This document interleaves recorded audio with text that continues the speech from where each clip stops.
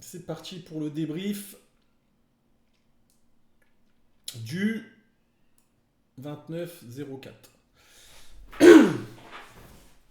Allez, euh, donc au niveau du DAX, donc en pré-market, on est toujours au niveau du yearly en extreme fade, d'accord, équilibré long, destination prévu, target SD1.5, SD2 au yearly. Conclusion boule, target pas atteinte encore. Au monthly, on avait dit qu'on attendait un retour sur la standard 1.5 puisqu'on était équilibré long. Ok, depuis cette rupture de rythme en fresh move, un balance fade du normal trend, ce BPB du composite de 3 jours avec cet extreme fade. Et on vient d'atteindre ce matin donc la target SD-1.5, SD plus 1.5 au tick près. Donc un balancé normal trend à l'ouverture.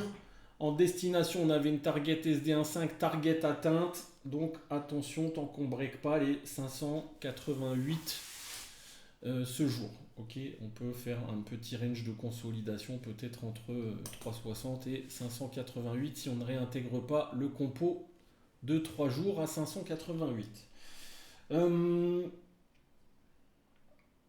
Au niveau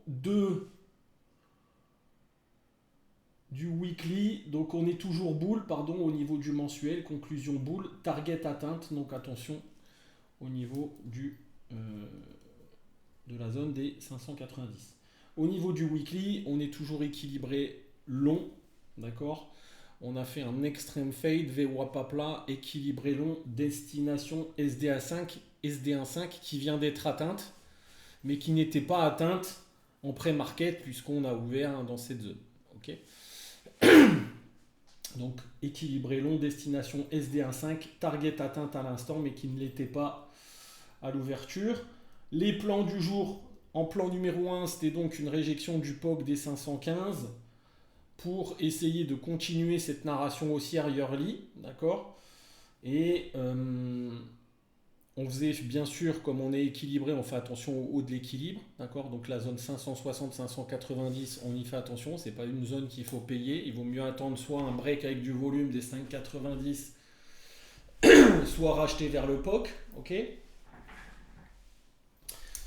Et donc notre scénario 1, c'était une réjection du POC, je vous avais dit, pour aller chercher le haut de l'équilibre. Et si on break, et on a l'air de breaker un petit peu, là, de commencer à breaker un petit peu les 5,60, d'aller chercher le composite à 5,88, ce qui a été fait. Et si on réintègre le composite, ben pourquoi pas aller beaucoup plus haut dans ce cas-là, puisqu'on sera en setup de RPB.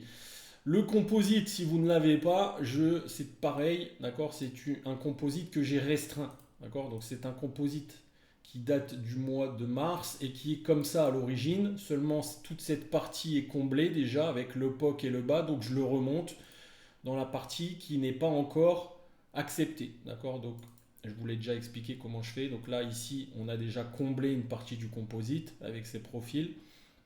Donc finalement on reste ça et vous voyez que à chaque fois le marché bute au tick près sur cette zone, d'accord. Donc la zone c'est 5,88 en l'occurrence. Donc tant qu'on reste sous les 5,88, on a une zone de single print ici, du haut du profil d'hier, et on reste dans le haut de l'équilibre. Et si on casse les 5,88, on casse cette single avec peut-être une double distribution qui peut s'opérer, et peut-être une fusion de profils ici qui pourrait s'opérer avec si on a une double distribution, des initiatives qui traverseraient la zone de valeur composite, et puis une distribution au-dessus, d'accord.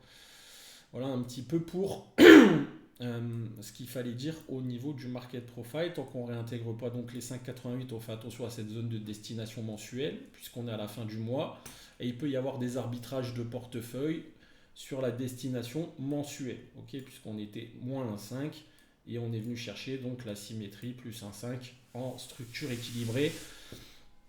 On tente de se réimbalancer sur setup de breakout ici, tant qu'on est au-dessus des 22 100.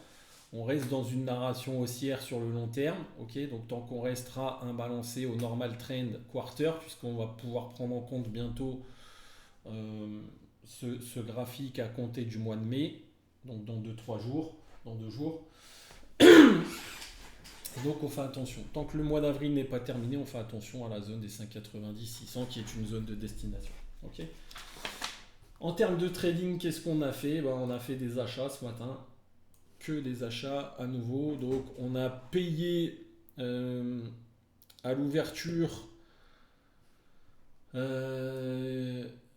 5,20. Donc on a fait un premier trade ici à l'achat où on est venu chercher le haut d'équilibre. On a fait ce trade ici, on a fait une quarantaine de points. Okay, on a repris un achat sur le POC à 5,10 et pareil, on a fait une cinquantaine de points.